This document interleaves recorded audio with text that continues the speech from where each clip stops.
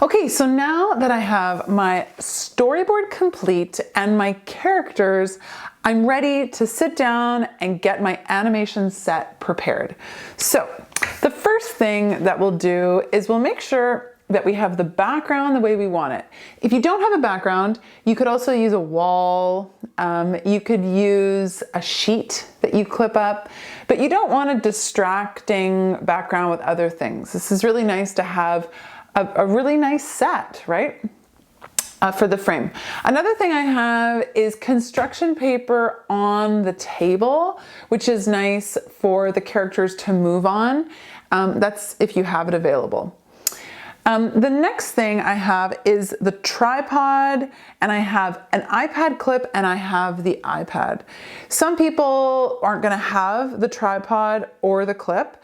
And so what you could use are different things of Lego. You could make Lego pieces and actually make a stand for it. I've seen people make them out of cardboard.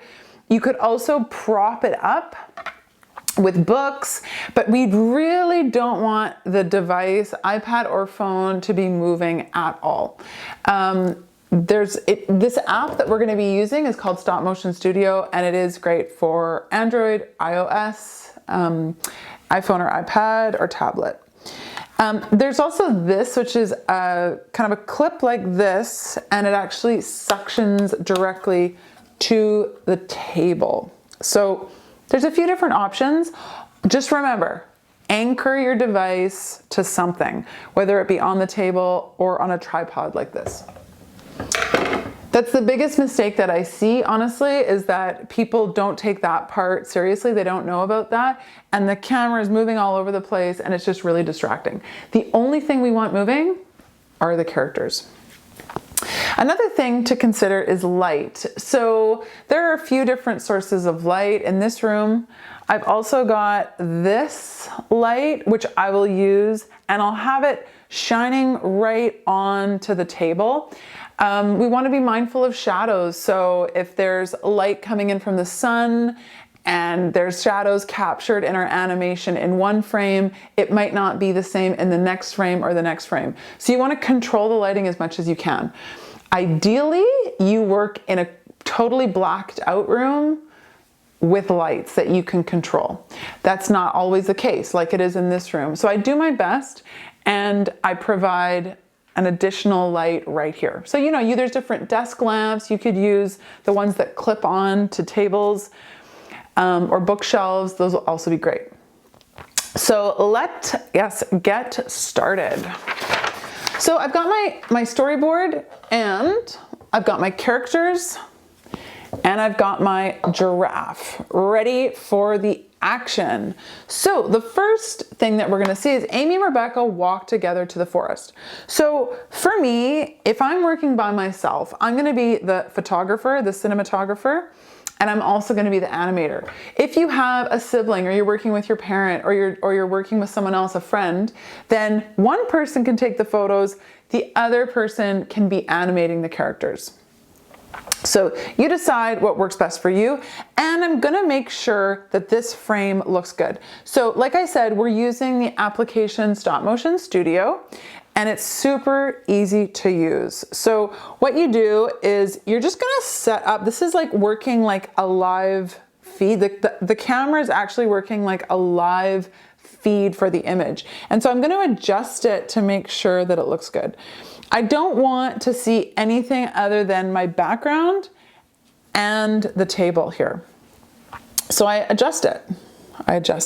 Another really cool thing is that I can zoom in with my fingers, which is really nice. So right now, this is looking really good. We have the background and the characters are already in, which is not great. So I'm gonna move them out. They're gonna come in, maybe, actually, you know what? Let's have them coming in from this side. It'll be easier for me. So here we go. Red button. Take a photo. So right now I'm going to take 10 photos to start the animation. And that just means there's just 1 second with nothing going on. And then I'll have the characters come in. So do you remember with the flip books, right? We had one image and then a little change and then another image. Well, back in the day, it used to take 24 images to make 1 second of animation. So if you think about actually how much work that is required, you think about any kind of hand-drawn animation that you've already seen. Maybe The Lion King you might have seen. Toy Story was a computer-generated animation, so it's not hand-drawn, but it still takes so much work, right? We're not going to be doing 24 images per second. We're going to be doing 10. So, which is why I've done 10 frames with no movement, and that's just 1 second. So here they come, the first character. So we're just moving our characters in one little size of an ant, and I take the photo. Move it again, take the photo. Move it again, and take the photo. And this really cool thing on the left-hand side is called onion skin. If I move that down, I can actually see where it was last. Okay, and now we have the other little guy come in. And now they're both moving straight into the frame. Okay, and you're going to do that over and over and over and over again. So now that I've finished my animation, I'm going to press play with the arrow button and watch it.